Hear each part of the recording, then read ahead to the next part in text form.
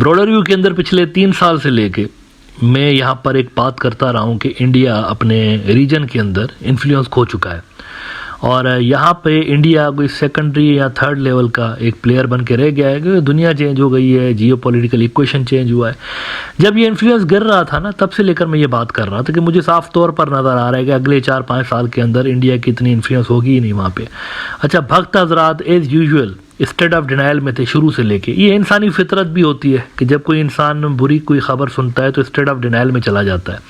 भक्त भी state of denial में थे, इंडियन मीडिया भी स्टेट ऑफ डिनाइल में था, लेकिन अब वहाँ पर एक्सेप्टेंस कम से कम मिलने लगी है इस चीज़ को कि हाँ वाकई कुछ गड़बड़ हुई है हमसे, क्योंकि मालदीव जिस तरह से हाथों से खिसका है और जिस तरह से चाइना का असर बढ़ता चला जा रहा है, इट मीन्स कि हमारा थोड़ा इन्फ्लुएंस यहाँ पर गिरा है। इंडिया का एक बड़ा न्यूज़ आउटलेट है द प्रिंट, इसके अंदर इसी हवाले से एक बड़ा ज़बरदस्त आर्टिकल लगा है जिसमें कहा गया है कि प्रॉब्लम्स बढ़ गए और हमारा इन्फ्लुएंस यहाँ पर पहले वाला नहीं रहा। कल उन्होंने ये रिपोर्ट किया है कि China has changed the equation for India's neighbours, new Delhi can't neglect them any more. और नीचे फिर वो मालदीव का हवाला दे रहे हैं कि देखिए मालदीव जैसा मुल्क जो है, छोटा सा मुल्क है लेकिन वो भी चाइना कार्ड प्ले कर रहा है, तो ये पहले नहीं होता था रीजन में लेकिन अब हो रहा है। और आगे वो कहते हैं कि China change the game, responding to this challenge is not easy. China वाला challenge, for many decades India could treat its smaller neighbours with relatively benign neglect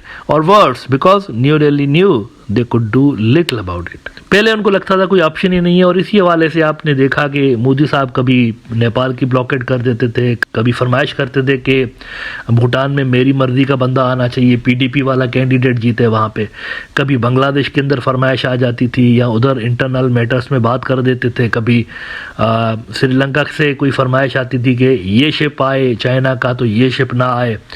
लेकिन अब जो है पहले वाला हिसाब किताब नहीं रहा, खुद इंडियन मीडिया कन्फेस कर रहा है। लेकिन इंडिया के लिए जो बड़ा प्रॉब्लम है, ये तो गया ना, साउथ एशिया तो गया उनके हाथ से, वहाँ पर चाइना आ गया। अब वो चाइना से कम्पीट यहाँ पर कर नहीं सकते क्योंकि चाइना बहुत बड़ी मार्केट है। इन सारे मुल्कों की सप्लाई लाइन चाइना पे डिपेंड करती है, इंडिया पे डिपेंड नहीं करती। India has to strengthen its manufacturing sector, वो जो मेक इन इंडिया मोदी बोलता रहता है उसको स्ट्रेंथन करे, but the problem is that उनकी खुद की सप्लाई लाइन वहाँ पे डिपेंड करती है बीजिंग से। उनका खुद का जो माल है वो मेक इन इंडिया जिसको बोलते हैं ना, वो मेक इन इंडिया वाली फैक्ट्रियाँ चलाने के लिए रॉ मटेरियल चाइना से आता है।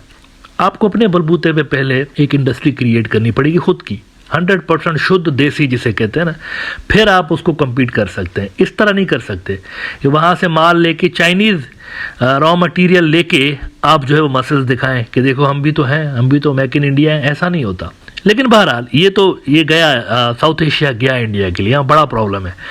इससे भी बड़ा प्रॉब्लम मिडल ईस्ट के अंदर इंडिया के लिए क्रिएट हो रहा है। ये मैंने 3-4 साल पहले से कहना शुरू किया है कि साउथ एशिया जा रहा है, इंडिया के हाथ से जा रहा है। अब आप देखें मुकम्मल तौर पर चला गया है।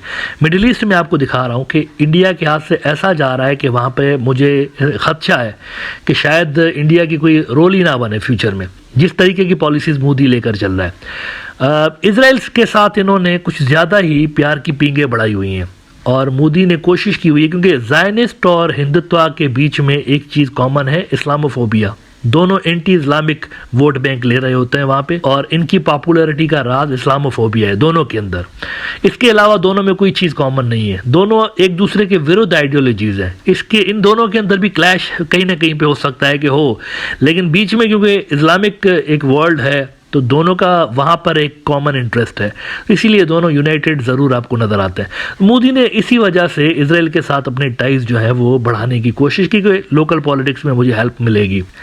तो इस वजह से इंडिया की जो मिडिल ईस्ट की डिज़ाइंस हैं वो धबरदूस हो चुकी है ऑलरेडी। पिछले 24 घंटों में एक बड़ा वाक़या हुआ है और वो मेरे ख्याल से एक साइन है इंडिया के लिए कि खुद को ऑटो करेक्ट करे, अपने मिडिल ईस्ट की पॉलिसी चेंज करे, इजराइल के साथ टाइज डाउनग्रेड करे, अदरवाइज फ्यूचर में उसकी कोई जगह नहीं बनेगी मिडिल ईस्ट में। इंडिया के जो फॉरेन मिनिस्टर हैं जयशंकर, वो ईरान गए।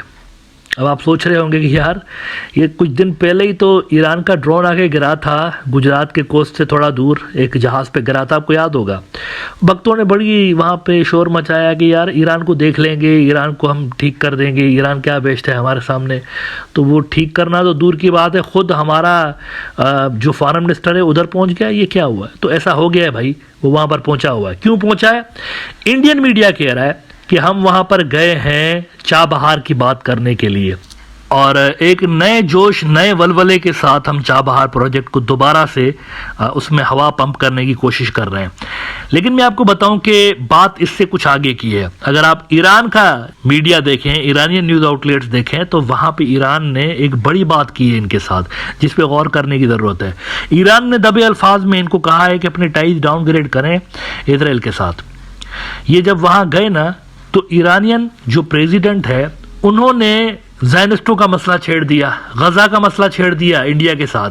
अब इंडियंस गए दूसरे मसले के लिए थे। इंडियंस जो थे, ये जयशंकर साहब जो थे, वो गए चाबहार के लिए थे, अपने दुखड़े वहां पर सुनाने के लिए गए थे।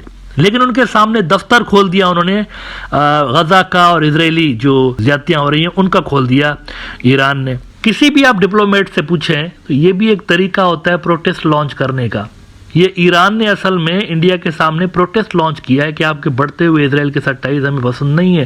तेहरान टाइम्स ने रिपोर्ट किया है कि Raisi to Indian foreign minister stopping attacks on Gaza only way to restore stability. Point to be noted, India कोई मिडिल ईस्ट का मुल्क नहीं है, फिर भी उनको बता रहे हैं कि देखें इजराइल क्या कर रहा है। क्यों बता रहे हैं? मैसेज दे रहे हैं उनको, किसी your policies regarding Israel are not okay, और ये हमें पसंद नहीं है।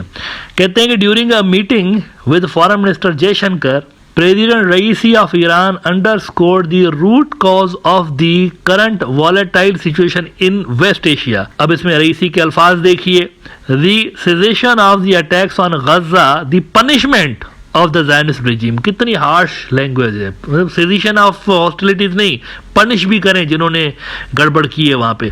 The punishment of the Zionist regime and the realisation of the rights of the Palestinian people are the only solution for the return of stability and security to the reason.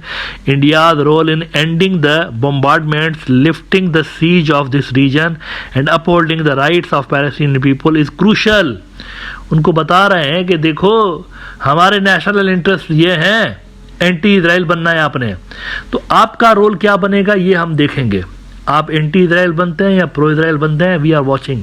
असल में उनको बताया गया है। देखिए कितना बड़ा कॉन्फ्लिक्ट ऑफ इंटरेस्ट है यहाँ पे, कहाँ फंसा दिया है मोदी ने। अच्छा वाला एक वर्किंग रिलेशंस बना हुआ था इजराइल के साथ, वो कांग्रेस वालों के जमाने थे। कांग्रेस को पता है, असल में कांग्रेस पुरानी पार्टी है ना, तो वो मिडिल ईस्ट को ज्यादा बेहतर तरीके से समझते हैं। बीजेपी नई पार्टी है और ऊपर से उनका अपना जाती मफाद भी है, हिंदुत्व की पॉलिटिक्स के लिए प्रो इजराइल पॉलिसी सूट करती है उनको। तो इस वजह से उन्होंने इस स्टेटस को छेड़ा जो कि पहले से बना हुआ था। एक वर्किंग रिलेशंस था इजराइल के साथ, लेकिन बाकी सारे के सारे जो मुद्दे थे उसमें ये अरबों के साथ और ईरानियों के साथ कंफर्टेबल होते थे। इंडिया इन्हीं की कैंप का मुल्क था। मोदी ने इसको चेंज किया है। अब चेंज करने का नतीजा आप देखिए कि जाते हैं वहां पर बात करने चाबहार की और वहां से जिन निकाल लेते हैं वो इजराइल का पटारी से कि ये क्या कर रहे हैं आप, आपकी पॉलिसीज अच्छी नहीं है यहाँ पे। अब आप देखिए कि इंडिया का कॉम्पिटिटर कौन है वहां ईरान के अंदर? चाइना। जाहिर है चाइना है ना, तो चाइना की पॉलिसी क्या है? Pro Palestine, pro Iran, pro Arab world, अलग रियासत होनी चाहिए। इजराइल के साथ कोई लंबी चौड़ी उनकी इतनी ज़्यादा है नहीं, डीप स्टेट लेवल की या स्ट्रेटजिक लेवल की नहीं है उनकी, रिलेशंस उनकी नहीं है। इवन फ़लस्तीनी अथॉरिटी के साथ स्ट्रेटजिक पार्टनरशिप है चाइना की, फ़लस्तीनी अथॉरिटी के साथ, इजराइल के साथ नहीं।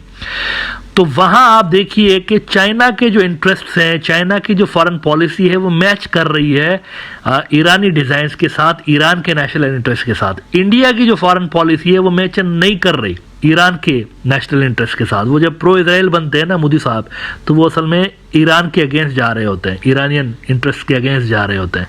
तो उनको बताया गया है कि आप अगर हमसे अच्छे रिलेशंस की तवक्को रखते हैं तो आपको ये सब कुछ करना पड़ेगा। ज़ायनिस्टों को कंडेम करें, उनसे खुद को डिस्टेंस करें, तब जाके आपकी कहीं दाल यहाँ पर ईरान के अंदर गल सकती है।